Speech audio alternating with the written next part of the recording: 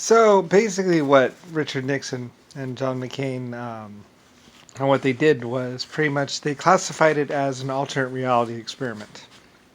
Pretty much, they made up all these fake news reports and fake stories like the death of this person, the death of that person, what would happen if, and they did what would happen, and they did this convoluted story of basically how the Earth had been shaped by these other people and not the real people that actually had shaped the Earth.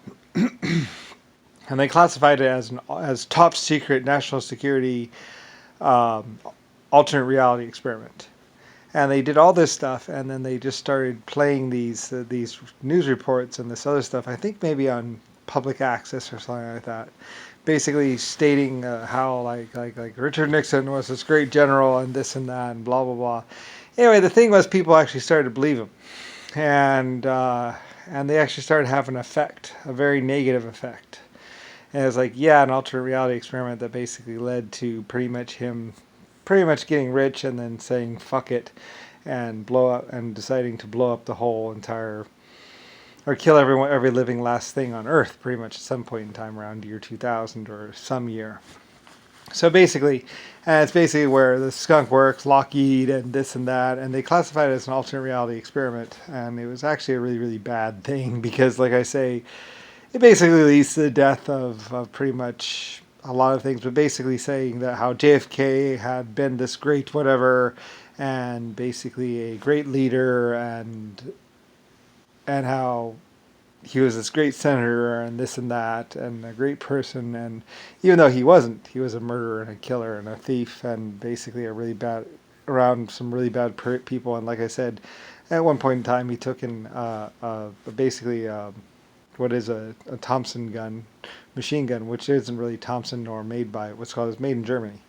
And he walks into a ballroom with a bunch of guests. A girl had said, "Oh, look, there's what's his name," and run off, and basically didn't really want to talk to JFK or Richard Nixon or whoever, and basically had run off. And pretty much he walks outside to one of the security guards, grabs the gun, and there's no guns allowed inside the thing. And people try it. He's like, "Oh, it's just a show. Look, it's not even loaded. Look," and he had the clip like in his pants or in his back pocket or something like that.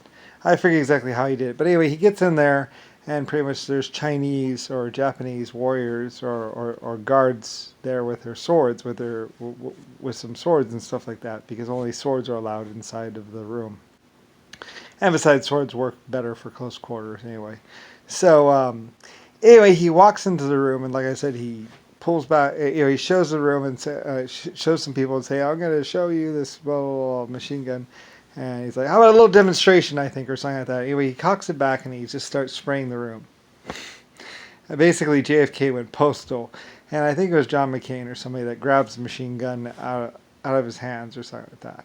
And pretty much, anyway, he was supposed to be the leader or the savior or the great whatever, and basically starts shooting up the room, and pretty much the Chinese guards pretty much have the katana right at the back of his neck, and they're actually drawing blood or something like that from the thing because they were just going to chop off his head, but one of them, John McCain or someone, or maybe even Lee Harvey Oswald, grabs the machine gun and pulls it out of JFK's hands because he sees the the Chinese swordsman coming up and going full speed, and the Chinese swordsman has just like a couple seconds to actually stop the attack, and actually just draws blood or whatever.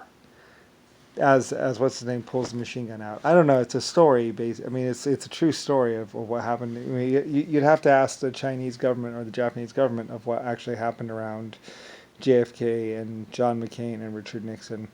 Anyway, and the true story about how they were at a ball and they had shot, and they actually shot quite a few of the Chinese guards as well.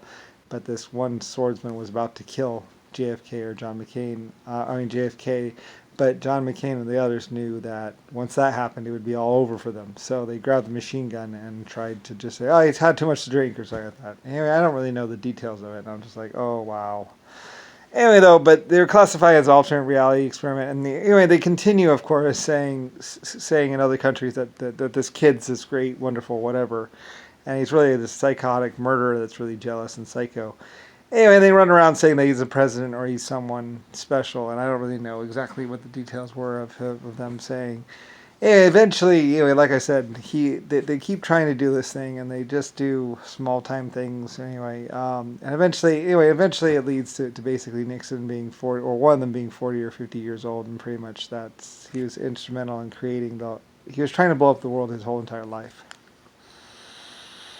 Anyway, the psycho one from that one ballroom one is the one that actually ends up being Nixon, and he's psychopathic and insane, and basically has spent his whole life being jealous and hatred, and he basically wanted to kill me and everyone else, and spent his whole life trying to blow up or kill large groups of people,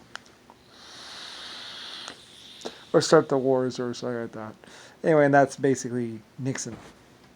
Anyway, though, but like I say, I basically said he's a psychopath, and everyone knew he was a psychopath, and they were trying to get him out of office. But of course, he knew he was going to be taken out of office at some point in time, so or whatever, or just removed from whatever. But anyway, though, somehow they had built the silos or something like that, and because there weren't supposed to ever be any nuclear bombs or anything, nuclear missiles, but somehow they got them going, and basically he would spend a long time, along with a lot of other people, trying to basically hold the whole world hostage, pretty much.